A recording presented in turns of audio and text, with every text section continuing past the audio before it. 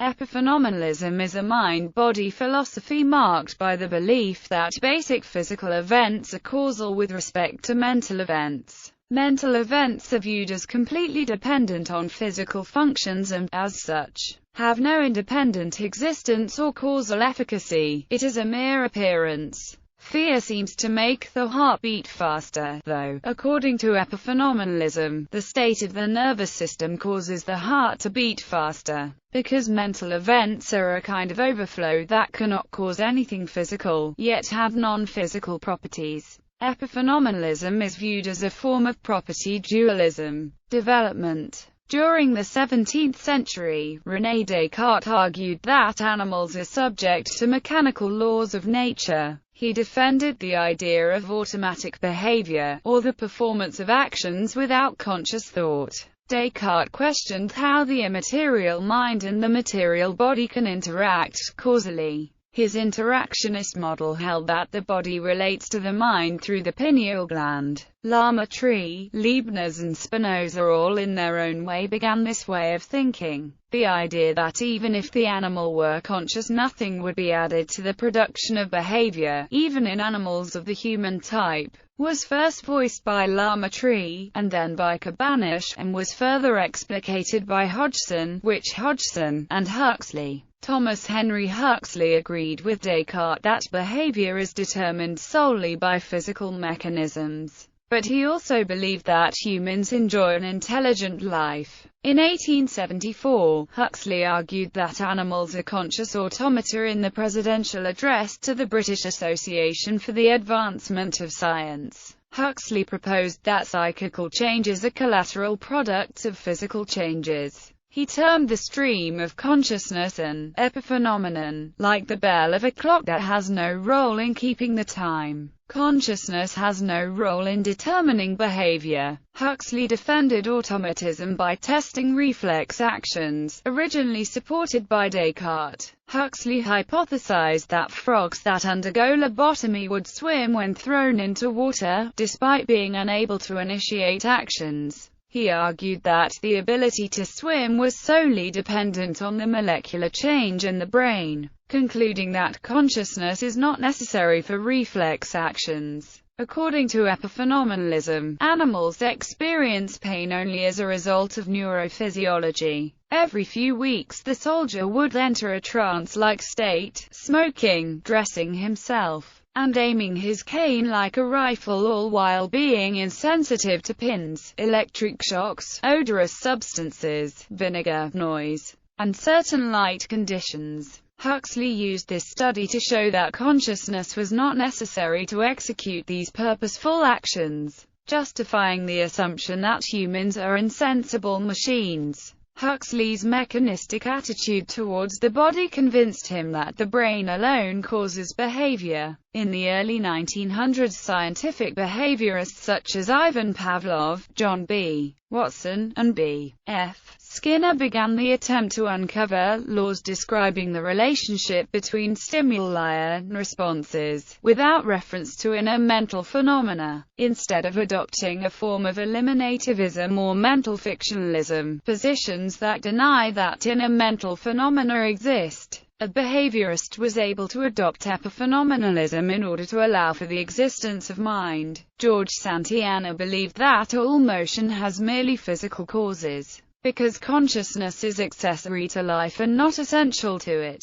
Natural selection is responsible for ingraining tendencies to avoid certain contingencies without any conscious achievement involved. By the 1960s, scientific behaviorism met substantial difficulties and eventually gave way to the cognitive revolution. Participants in that revolution, such as Jerry Fedor, reject epiphenomenalism and insist upon the efficacy of the mind. Fedor even speaks of epiphobia, fear that one is becoming an epiphenomenalist. However, since the cognitive revolution, there have been several who have argued for a version of epiphenomenalism. In 1970, Keith Campbell proposed his new epiphenomenalism, which states that the body produces a spiritual mind that does not act on the body. How the brain causes a spiritual mind, according to Campbell, is destined to remain beyond our understanding forever. In 2001, David Chalmers and Frank Jackson argued that claims about conscious states should be deduced a priori from claims about physical states alone. They offered that epiphenomenalism bridges, but does not close, the explanatory gap between the physical and the phenomenal realms. These more recent versions maintain that only the subjective, qualitative aspects of mental states are epiphenomenal. Imagine both Pierre and a robot eating a cupcake. Unlike the robot, Pierre is conscious of eating the cupcake while the behavior is underway. This subjective experience is often called a quale, and it describes the private, raw feel, or the subjective what it is like, that is the inner accompaniment of many mental states. Thus, while Pierre and the robot are both doing the same thing, only Pierre has the inner conscious experience. Frank Jackson, for example, once espoused the following view: I am what is sometimes known as a qualia freak. I think that there are certain features of bodily sensations especially, but also of certain perceptual experiences, which no amount of purely physical information includes. Tell me everything physical there is to tell about what is going on in a living brain. You won't have told me about the hurtfulness of pains, the itchiness of itches, pangs of jealousy. According to epiphenomenalism, mental states like Pierre's pleasurable experience, or, at any rate,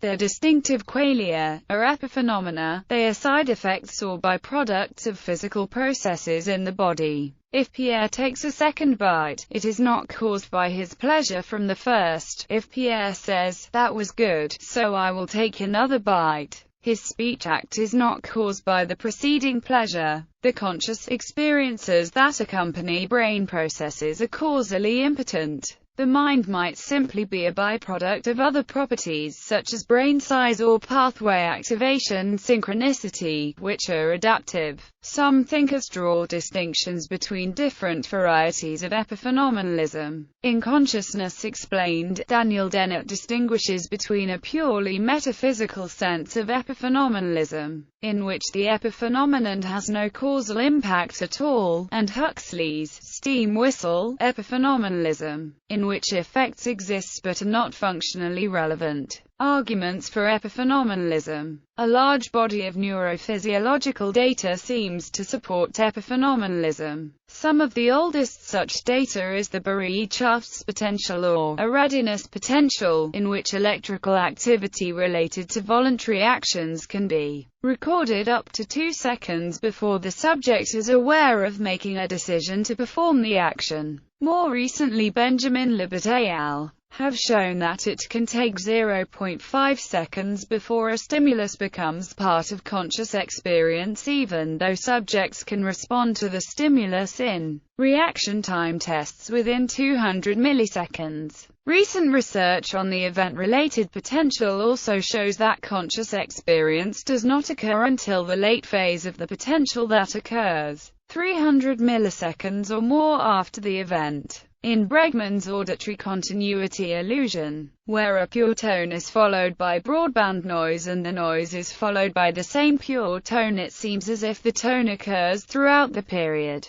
of noise. This also suggests a delay for processing data before conscious experience occurs. Popular science author Tor Norotranders has called the delay the user illusion, implying that we only have the illusion of conscious control, most actions being controlled automatically by non-conscious parts of the brain, with the conscious mind relegated to the role of spectator. The scientific data seem to support the idea that conscious experience is created by non-conscious processes in the brain. These results have been interpreted to suggest that people are capable of action before conscious experience of the decision to act occurs. Some argue that this supports epiphenomenalism, since it shows that the feeling of making a decision to act is actually an epiphenomenon. The action happens before the decision, so the decision did not cause the action to occur. Arguments against epiphenomenalism. The most powerful argument against epiphenomenalism is that it is self-contradictory. If we have knowledge about epiphenomenalism, then we know about the existence of the mind, but if epiphenomenalism were correct, then we should not have any knowledge about the mind, as it does not affect anything physical. Some philosophers, such as Dennett, reject both epiphenomenalism and the existence of qualia with the same charge that Gilbert Ryle leveled against a Cartesian ghost in the machine, that they too are category mistakes. A quale or conscious experience would not belong to the category of objects of reference on this account, but rather to the category of ways of doing things. Functionalists assert that mental states are well described by their overall role, their activity in relation to the organism as a whole. This doctrine is rooted in Aristotle's conception of the soul, and has antecedents in Hobbes's conception of the mind as a calculating machine. But it has become fully articulated only in the last third of the 20th century, insofar as it mediates stimulus and response. A mental function is analogous to a program that processes input-output in automata theory. In principle, multiple realizability would guarantee platform dependencies can be avoided, whether in terms of hardware and operating system or ex hypothesi, biology and philosophy.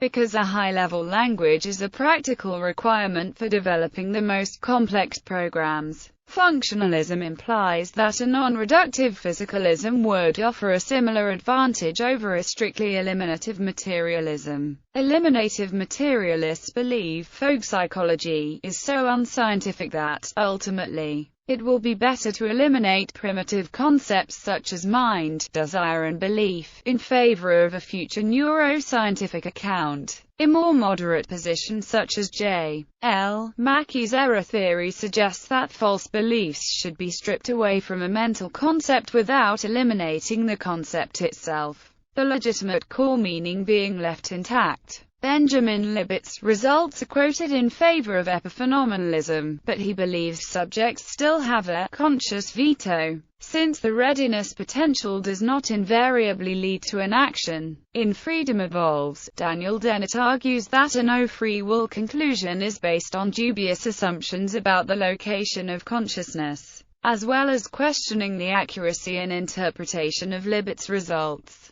Similar criticism of Libet-style research has been made by neuroscientist Adina Roskies and cognitive theorists Tim Bain and Alfred Meal. Others have argued that data such as the Bereechafts potential undermine epiphenomenalism for the same reason, that such experiments rely on a subject reporting the point in time at which a conscious experience and a conscious decision occurs, thus relying on the subject to be able to consciously perform an action. That ability would seem to be at odds with early epiphenomenalism, which according to Huxley is the broad claim that consciousness is completely without any power, as the steam whistle which accompanies the work of a locomotive engine is without influence upon its machinery. Adrian G. Guggisberg and Anais Motters have also challenged those findings. A study by Aaron Scherger and colleagues published in PNAS challenged assumptions about the causal nature of the readiness potential itself, casting doubt on conclusions drawn from studies such as Libert's and Freed's.